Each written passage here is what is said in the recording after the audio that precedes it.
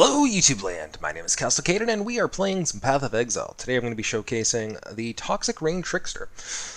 It's a work in progress, mind you. Probably sank about 10x into this in total. Overall, I could say it's pretty strong. It's very tanky, it's very strong, it's in red maps just fine. Unfortunately, there are a couple of changes in 3.9 which have slightly hindered it compared to how it was previously. Multi-modding is a little bit weaker because you can only have up to 3 crafted mods rather than just multi-modding around a single thing.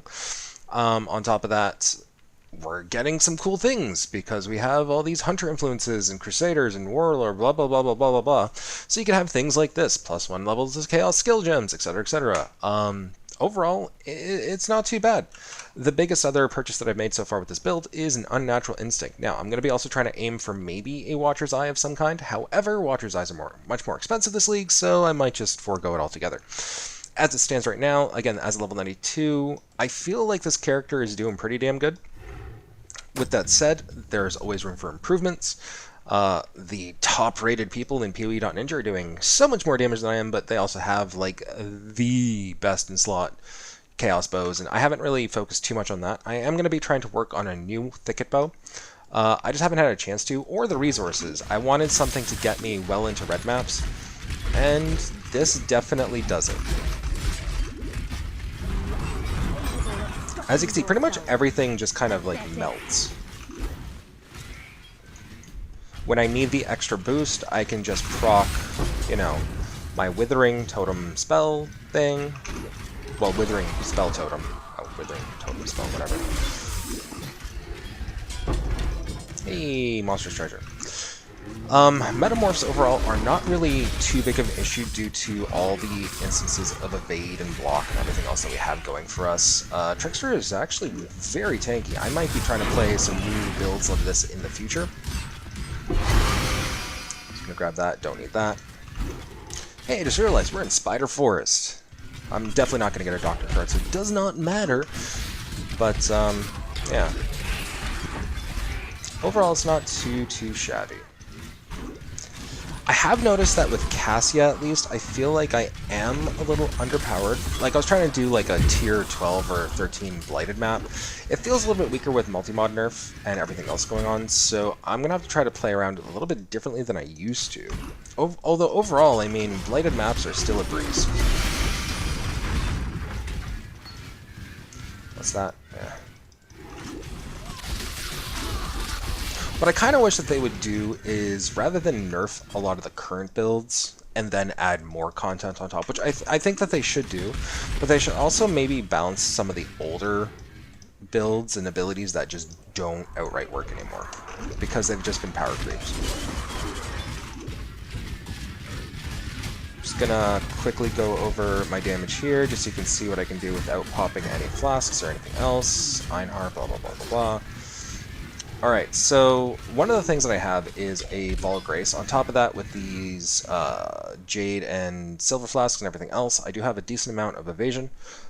Overall, it's not too bad. I don't think I have even remotely close to everything, but we will just juice it up and see how well it works. So, as you can tell, this is a pretty juiced up one.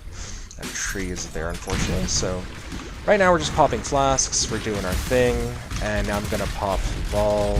I'm pretty much not in any danger, minus bleeding, but overall, I mean, it's quite easy. Hey, Jade Hamlet. Not like it matters or anything. Overall, I've gone pretty far into the delve.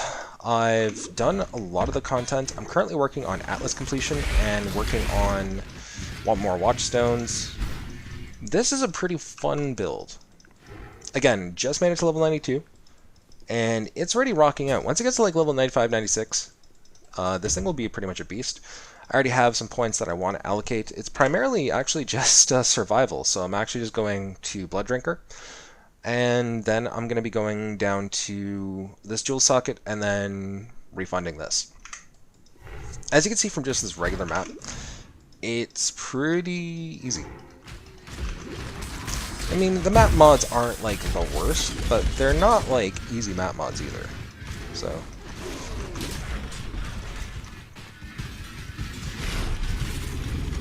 just gonna do that. One of the things I'm just gonna do here, not like it's gonna matter, but I'll just do that. And realistically, all I do is just go around in a giant circle for this. Hey, more attack speed. Not even flasking. If I feel the need to flask, I will, but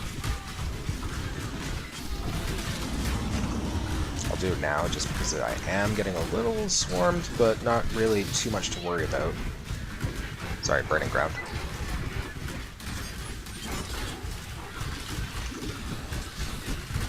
Generally speaking, I barely need to even pay attention most of the time.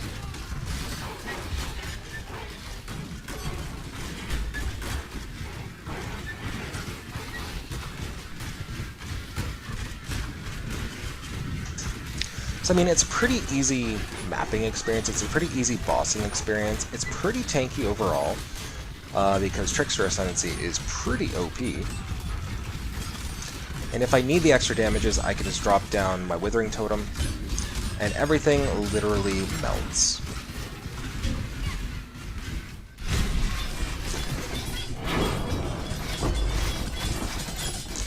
So a couple things to note for this bow.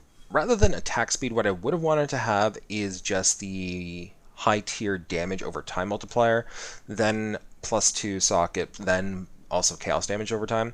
I do like the attack speed, mind you, but I feel like if I had that chaos, or sorry, just the damage over time modifier plus the chaos damage over modifier over time, etc., I'd be doing a little bit more decent and more consistent damage, especially for bossing. This feels like it's better for mapping, like the attack speed. I do have a similar bow that I'm currently working on, but I feel like the damage over time modifier would be best in slot. Overall, because mapping is not an issue, bossing isn't even really an issue either. Even with this, this bow, for example, would probably sell for about 5 Exalted Orbs. So it's actually not that bad. There's actually similar bows that sell for 5. The lining behind this is that it does have an available, suffix. So if you look at the Hunter orbs or anything else, there might be something in there that could be useful, but I mean, this is fine. I've been handling up to tier 15s just easily and no issues whatsoever. This is just the first map that I picked, but overall I had pretty much 0 issues throughout the whole entire map. I was actually just playing with pretty much just one hand most of the time, rather than having to like go through my flasks, but I wasn't really in any danger. So overall, this is a fun build. I don't necessarily... Okay, so here's the thing. I love it because it's good, but I don't necessarily like the play style.